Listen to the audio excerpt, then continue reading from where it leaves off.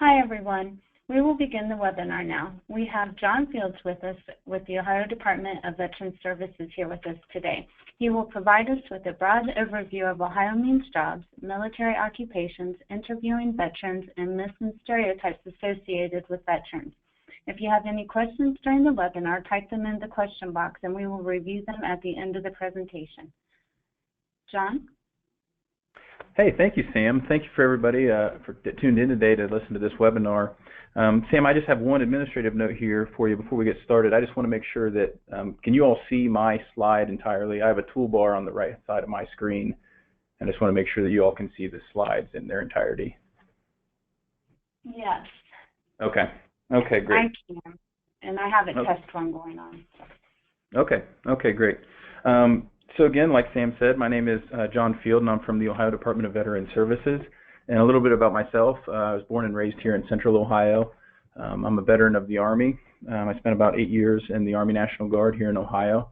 I served in Iraq and Afghanistan, and then I used the GI Bill to get a master's and bachelor's degree from universities here in the state. I kind of happened my way into state government in 2013, and I'm currently the workforce manager here for the department. And one last administrative note here, our offices are on the 7th floor of the Rife Government Center right downtown here in Columbus, Ohio. So on the other side, it's just us on this floor, and then the state's daycare is on the other side of these walls. So if any time you hear large thumps, apparently there are large children on the other side of the wall here, and they're playing in a pretty rough manner. So if you hear any thumps, it's nothing to be worried about unless they break through the wall on us. So with that being said, we're going to start off here with military occupations. Just a brief overview, we're going to talk about some definitions, military job statistics, transitional examples, the use of the military skills translator on Ohio means jobs, core competencies, and then we'll talk about after each section, we'll give a quick review.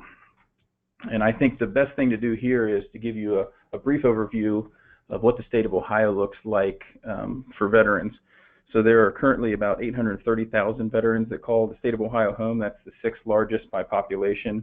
And at any given time, there are about 450 or half of them essentially in the labor force at any given time.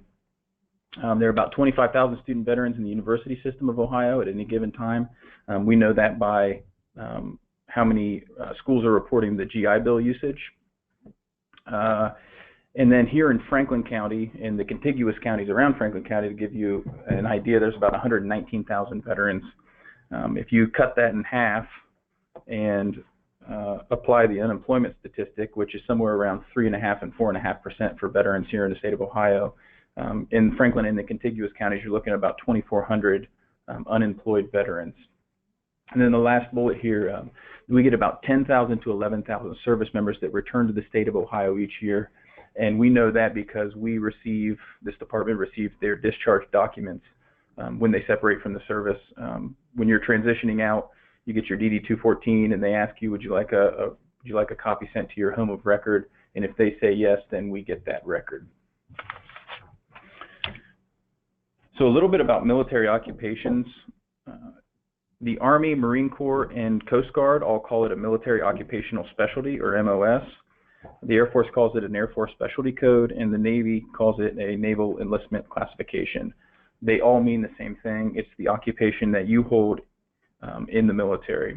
Most are alphanumeric and may be found on some resumes. They're categorized by their assigned job. In many cases, you'll see on a resume that a service member may have more than one military occupation. So they'll have a primary and maybe a secondary. So there was a guy that used to work in our office that had started off in his Naval Enlistment Code was for an aircraft maintainer. And his second enlistment, he moved to be a corpsman in the Navy, which is a medic. They're not really similar occupations by any means, but it's not uncommon to see service members that have two very different military occupations. There's another guy that works in our office that he started out in the Marine Corps infantry. His military occupation specialty was infantry. He ended up getting out of the military. He came back to the Marine Corps, and they reclassified him into a helicopter crew chief. So you can have varying degrees of military occupations, and they don't always align with each other. And we'll talk about this a little bit more about how you can look up these skills on the Military Skills Translator on Ohio Means Jobs. So this next slide, we want to give you a little bit of an understanding of where the military has the most personnel and what they're classified as and how they're grouped. There are many preconceived notions or biases that all military personnel, and I don't know if it's because folks watch too much Saving Private Ryan or Black Hawk Down, whatever the case may be, there's the large misconception that everyone in the military has a combat specialty, when in fact only about 14.5% of military occupations are labeled as a combat specialty. The rule of thumb that's used is for every person in a combat specialty, there are 7 other military personnel in logistics and human resources that get them to the fight. And to highlight a couple of these are some of the other military occupations that have about the same number as the combat specialty code. And these include engineering, transportation, and mechanics. 91% of all military occupations have a direct civilian equivalent. And furthermore, 25% of military careers are somehow STEM related, so science, technology, engineering, or mathematics. Because we're talking to you all in the Ohio Trucking Association, I changed this out a little bit. And we encourage you to recognize the entire set of a veteran's skill set of a veteran applicant for your industry and the possibility of different occupations that they can lead to. Also understand that many veterans choose a career outside their field of interest from the military. So 2 out of 3 veterans wish to change careers and do something different from what they did in the military. We'll touch on this a little bit more in a couple more slides. So I want to share with you a couple success stories. First one is about a lady named Elizabeth. She was a counterintelligence NCO, and she has skills in leadership, analysis techniques, information security, technical writing, proofreading, and editing. And when we think about a counterintelligence NCO or non-commissioned officer, we immediately think of the analysis or security attributes. But the writing and editing skills are what led to her current job as an assistant editor for a nationally published magazine in the Cincinnati area. So a lot of service members will rely on the soft skills or the alternative skills that they get from their military occupation. Here's a second one that I thought was pretty applicable to you all. So Johnathan had to get a CDL to switch career fields from being an aircraft refueler. His military experience helped him with the endorsements for hazmat and tankers. And within a few weeks of going to an Ohio Means Job Center, Johnathan was attending a truck driving academy. He completed all of his training, got a CDLA, and he has endorsements for tankers, hazardous materials, and doubles and triples, and is certified as a professional trained driver. So in some cases, you'll see folks that have a career that doesn't even align with being a truck driver, but they have other skills that are really applicable to becoming a truck driver with the hazmat and tankers endorsements. So this is the landing page, the home page for Ohio Means Jobs. And on this first home page, you'll find the Veterans link. And this is how you get to all the veterans resources and benefits through Ohio Means Jobs.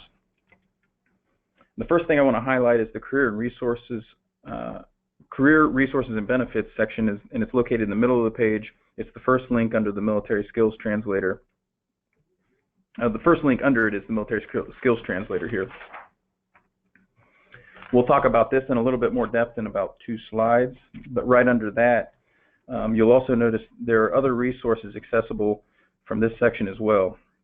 It includes the Military Occupation Search, search for occupations based on industry, education level, military job codes, or salary ranges. It also provides information on labor markets and much more. You can search for jobs. You can view all of the jobs on Ohio Means Jobs, resumes and applicants.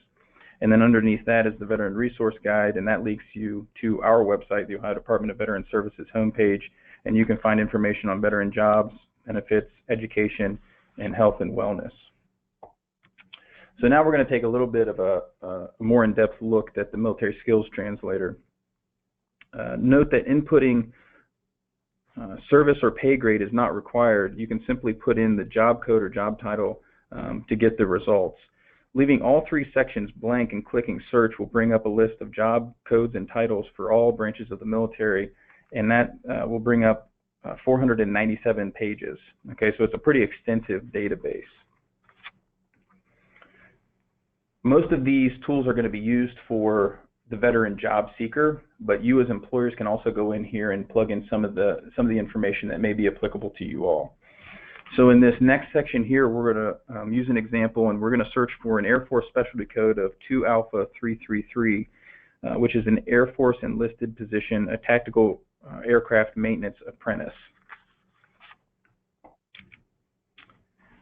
The middle section lists the equivalent civilian skill sets that match the military job code. In this example, some civilian skills this aircraft maintainer brings to the table are blueprints and diagrams, electronics experience, hydraulic systems installation, among others. This page will also list all of the current openings on Ohio Means Jobs that match the military job description.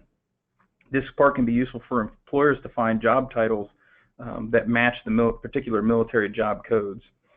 The pop-up window shows the equivalent OMJ occupations and can be found below in the job openings on the website. Note this particular occupation, make sure I get this up here for you. There you go. Electronics engineer, so this has electronics engineer but not for computers, so it kind of shows how specific it is. So in this example here, the aircraft maintainer translates well to automotive technicians or mechanics. So we encourage employers to think in competencies when finding military talent, and it will be much easier for you all. Think about characteristics you look for when you're hiring anyone into your business. What are you looking for? You're looking for decision-making, teamwork, adaptability. I like to talk about the first bullet and the last bullet here. So leadership, I think there's a misconception about the military that everybody's barking orders at each other. But the fact of the matter is, the military teaches you to follow long before it teaches you to lead. So these folks are pretty adept at transitioning in and out of leadership roles into more of a follower role, and then right back into leadership. I also like the technically skilled bullet. U.S. military is easily the largest vocational training center in the world, even though it doesn't get credit for it. And under this example, a lot of people don't know this, but we all use GPS in our normal lives. You're traveling to Cincinnati, or you have to go down to Athens, you're going to plug something into your GPS and you're going to take off from there. A lot of people don't know that the world's GPS system is run by 31 global positioning satellites, and that's a free service that the U.S. military provides to the world. So that 31 satellite network is maintained by 8 Air Force personnel, some as young as 19 and 20 years old. So it's pretty impressive, the skill sets that they have. So as a review of this section, military occupations contain multiple translatable skills. We really encourage you to look at the soft skills just as much as the hard skills that they bring to the table. 2/3 of veterans intend on switching a career into something other than their military occupation. And the military skills translator can be a valuable tool for employers for deciphering job codes and understanding skill sets. So in this next section here, we're going to talk about interviewing a veteran. Here's a brief overview. Like any other interview, interviewing a veteran requires preparation. But unlike other interviews, the preparation is a bit more in-depth. It requires an understanding of the organization's hiring initiatives, understanding and confronting any personal biases you may have developed over time, and must require you to have some general knowledge of military occupations and the real job requirements for that position you're looking to hire. Your interview questions should be tailored to the veteran's experience. At the same time, there are questions that you should avoid, which we'll touch on in a few slides. Hiring veterans is not charity work. The decision must be based on the skills and qualities that the veteran brings to the table and how these skills and abilities align with the real job requirements of the position that you are looking for. We encourage employers to review the organization's driving purpose in hiring veterans as it's critical to understand the veteran hiring initiative. Is there a sincere commitment to to the veteran's abilities and skill sets and experiences. A skilled interviewer should know the why and not just the what of the initiative. The interviewer must check his or her bias regarding veterans as employees. It is not unusual to have predetermined notions about any group of people. Do not suppress these thoughts, but confront them with facts. You do not need to know every line of a military resume, but you should have a basic understanding of the general terms. Some interviewers don't understand the difference between a submarine and a U.S. Marine.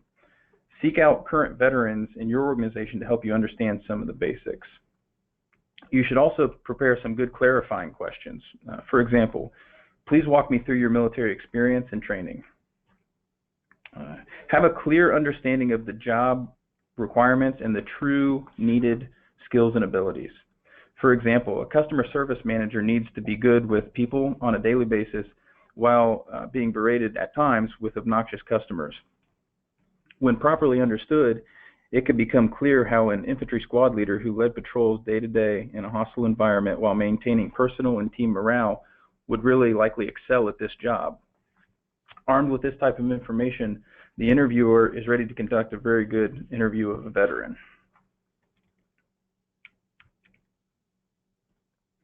The performance-based interview focuses on what the veteran has done instead of what they would do. Hone in on the verifiable experiences and achievements that matter most to the specific position. Don't overlook the achievements, but the path that led them there. Professional presentation is often different for veterans than civilians. Veterans, especially recently discharged veterans, will often present themselves without smiling, eyes forward, back straight, using vocabulary like sir or ma'am. Veterans can be perceived as cold, distant, unapproachable, or demonstrating a lack of social skills. So dig deep and encourage the veteran to speak freely. So let's review some of the questions to ask and some of the questions to avoid.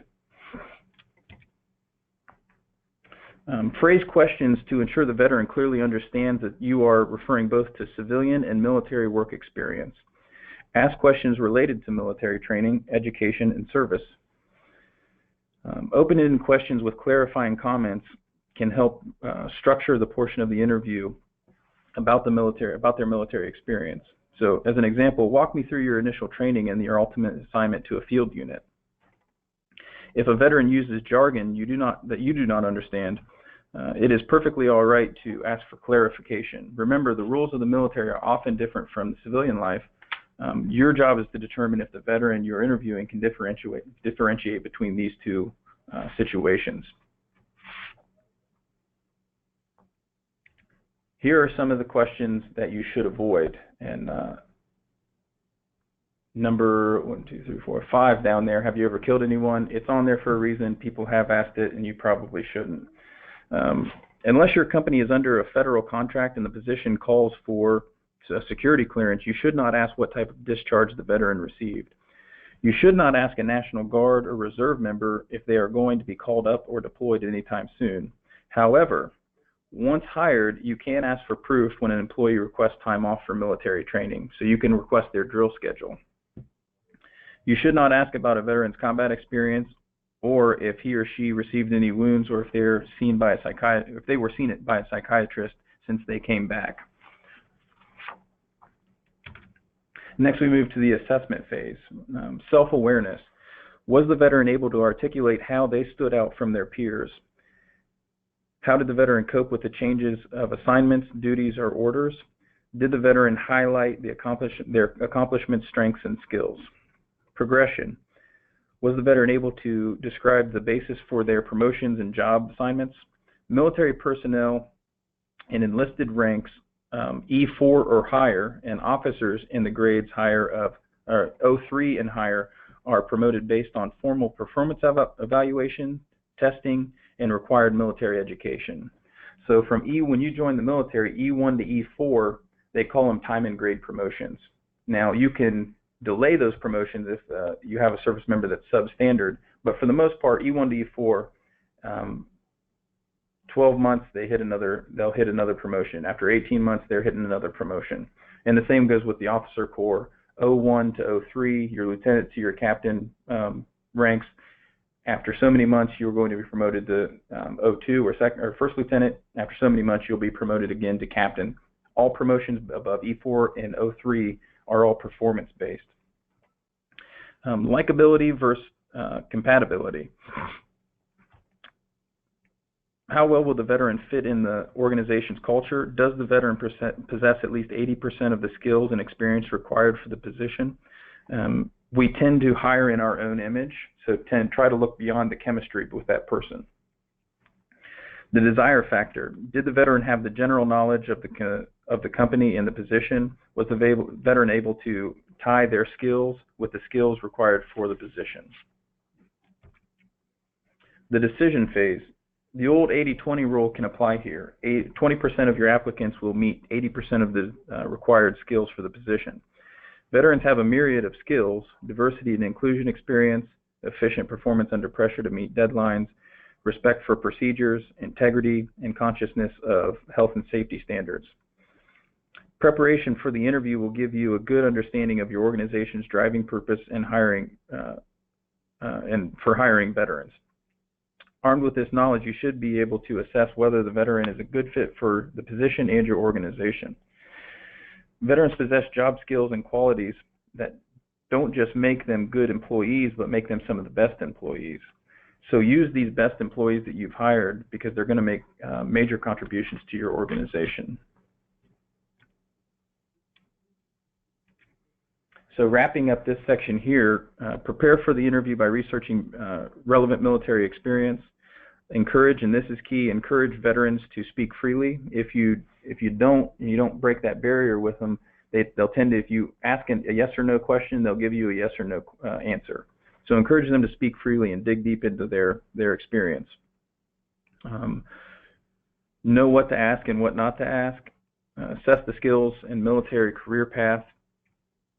And that is that's key. If they weren't progressing in their military career, that should be a sign to you of something that's maybe a little bit off. Hire a veteran because they're the right candidate, not just because they're a veteran. So I want to talk a little bit about stereotypes and myths that are associated with the veteran community and military service.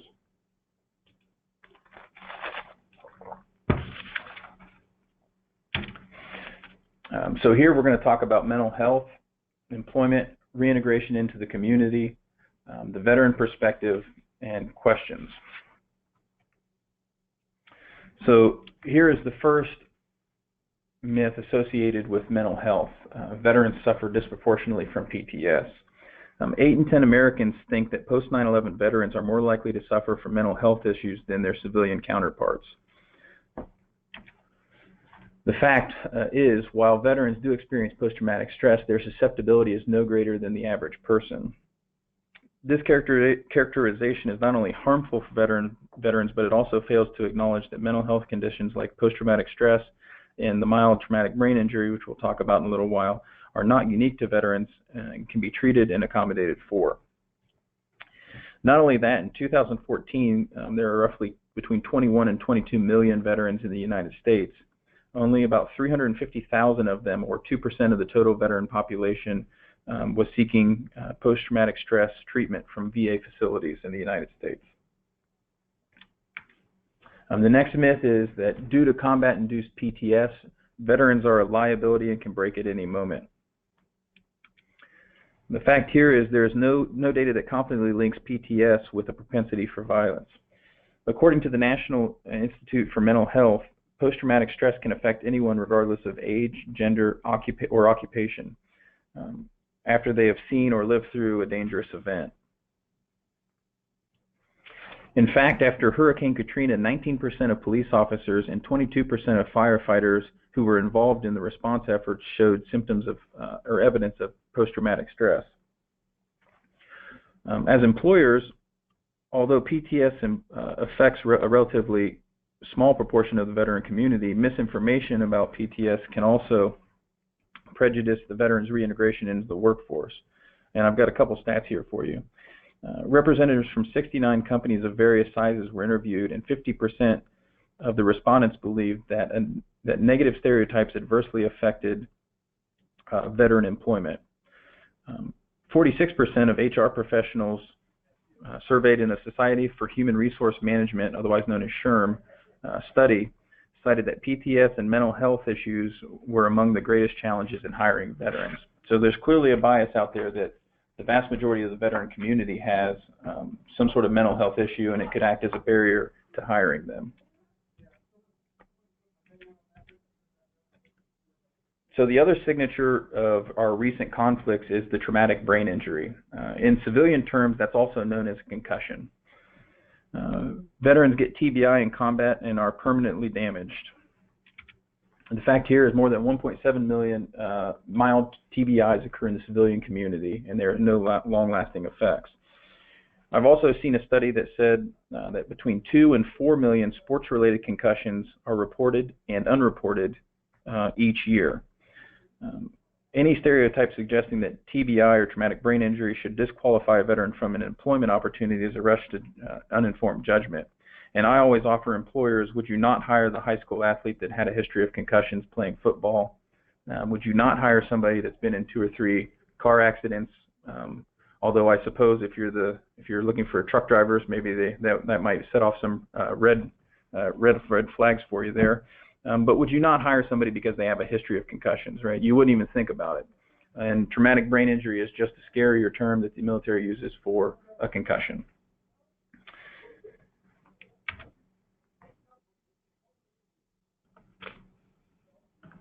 So the next myth here is veteran behavioral health challenges are specific to this generation. Today's veterans are no more vulnerable to behavioral health challenges than previous generations. In World War I and World War II, it was post-traumatic stress was referred to as shell shock. By Vietnam, they were calling it the 1,000-yard stare. And today we differentiate it into 2 subcategories of post-traumatic stress or traumatic brain injury. What we call it has changed. How we treat it has improved, but post-traumatic stress is as much a consequence of combat as physical injuries are. Today's veterans are no more vulnerable to these injuries than previous generations. And I would offer that we actually have a better way of diagnosing it and treating it than we did in previous generations.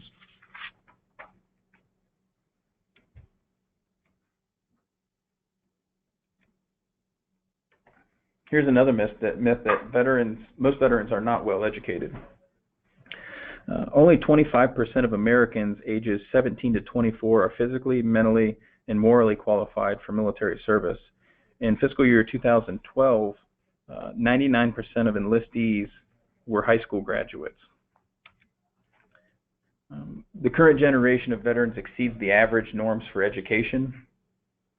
More non-veterans have bachelor's degrees or higher. However, a higher percentage of veterans have completed some college work as compared to the general population. Here's another myth, is veterans do not possess relevant civilian job skills. What is not easy to capture or recognize is the experience that many veterans gain during their term of service, especially over numerous deployments. A master sergeant, for example, may lack the technical knowledge of an MBA, but his or her ability to think critically, solve complex problems, work effectively in teams, and under stressful circumstances, and lead diverse teams, have honed those skills, and they've honed those skills over a number of years with practical experience.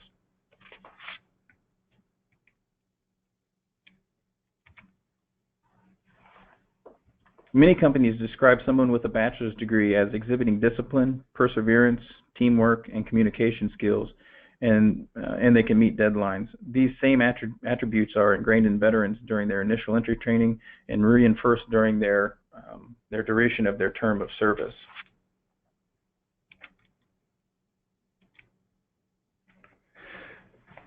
Veterans are no more productive than any other candidate. Many companies have been hiring veterans for years. Some have expanded hiring hiring efforts to out of a sense of patriotism. Others perceive it as an obligation or an incentive. Whatever your reasoning is, hiring veterans is good for business.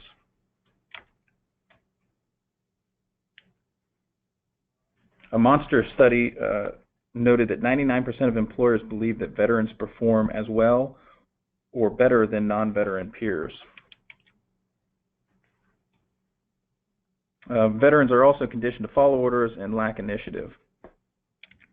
The fact of the matter about this one, the U.S. military is very unique in this regard as opposed to other militaries around the world. Some are uninformed with military service. Some of those uninformed with military service believe service members and veterans can only take orders and lack initiative in their ability to act independently. The service member's ability to execute an intent-based operation is the definition of the U.S. military.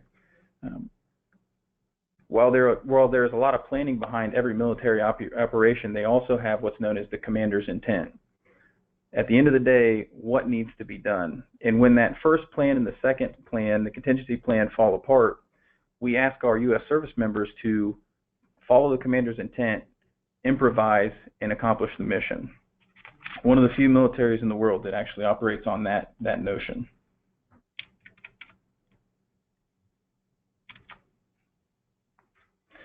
Next myth is veterans and their families are insular and won't contribute in the community.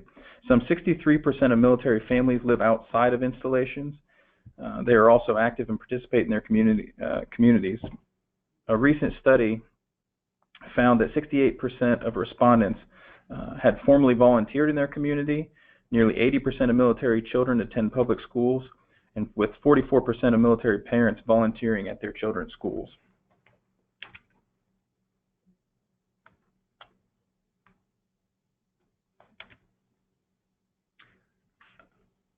Veterans can navigate their way through any challenge.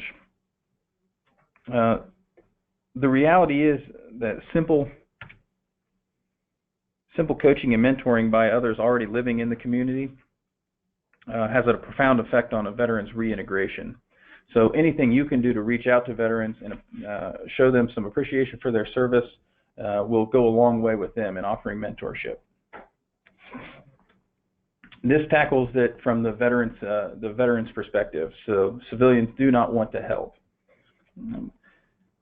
This is a myth that veterans hold, the military community holds, and this isolation can be created from a perception that the civilian community doesn't see them, doesn't understand them, and doesn't want to help them.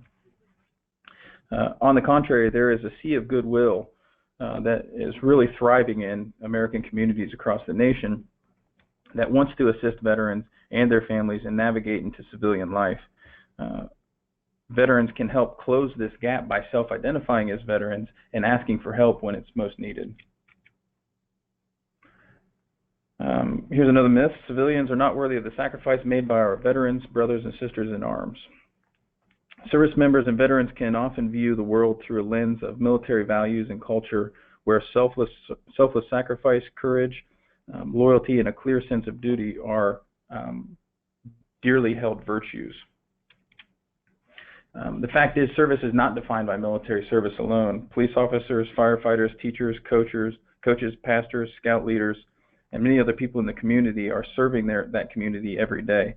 Military service makes us different, but the desire to contribute permeates throughout the United States.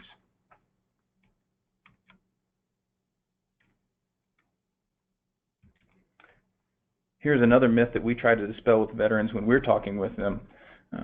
Veterans should expect the same level of responsibility and compensation as they enjoyed when they left military service.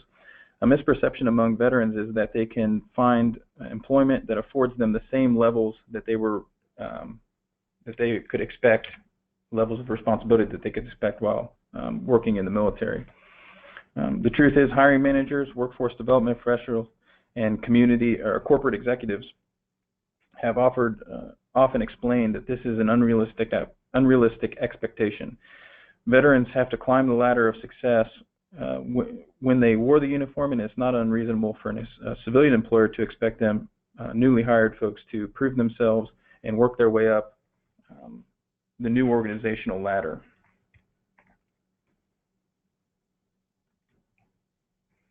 So as a quick review here, PTS and TBR are not specific to veterans. Veterans often seek higher education and gain valuable skills and characteristics in the military. veterans are already a part of your communities, and civilians can help with a handshake and some meaningful dialogue with veterans. I also want to talk about, so this is a kind of a broad spectrum of some of the trainings that we offer here at the Ohio Department of Veteran Services. We operate on a regional basis, and if you're interested in some more of this training, excuse me, I gotta take a drink of water here. We have Dan Semsel in the Southwest Ohio region. Dan was the Director of Employment Services under the umbrella of Goodwill Easter Seals, and he retired from Wright-Patterson Air Force Base as the Vice Commander there. Please take down his information if you're in one of those orange counties. In Northern Ohio, we have Joe Trevino. He's a retired Army major, and then he spent 30 years working in private industry as a human resources director. He is another wealth of knowledge up there. And then here in Central and Southeast Ohio, we have Ryan Blackburn, who is an former Air Force intelligence NCO. He did 3 combat tours in Iraq and Afghanistan, and he is doing a fabulous job here in Southeast Ohio.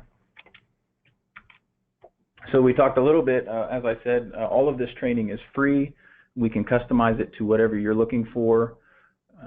The mental health portion, you just heard a little bit of that. I presented that for the first time yesterday at the Ohio Safety Congress. So if there are any other trainings that you'd like to see, by all means, email one of us. And I don't believe I included, my email will be coming up next. So if you have any questions about that or training you'd like to receive or topics you want to hear about, feel free to send me an email, or I'll send it back to this slide in case you want to capture their contact information. But other than that, we went a little bit faster than I thought I was going to go. So I'll open it up to questions if you guys have questions about anything that we covered today.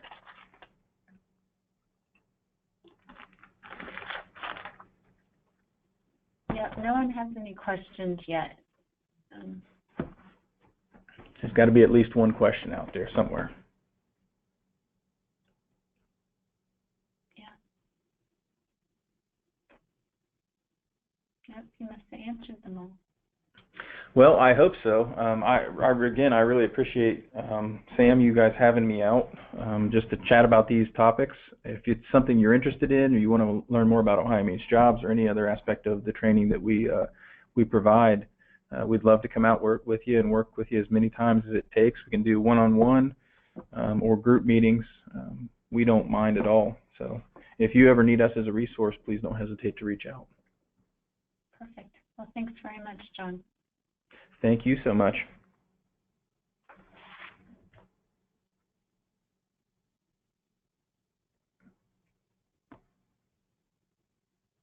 Oh, we have a question. Oh, no, we don't. It says thank you for your time. Okay. Yeah, wait, and I'll see his contact information again. Gina needs yeah. to see your contact information. There you go. That's my email, so feel free to email any questions that you have afterwards. And then I can certainly get this information out to anyone that needs it also. Yeah, absolutely. And I don't know, did I send you these slides or this particular slide deck? If I haven't, I'll be happy to send those to you, and then anybody that requests them, they can request them through you or me. I don't mind either or. Okay. Yes, you did send this to me, so I do have the slideshow available to send out to everyone. Okay, great. All right. Well, that seems to be the last of the questions. Cool. Thank you so much. Thanks. You have a good day. Bye. You too. Bye. Bye.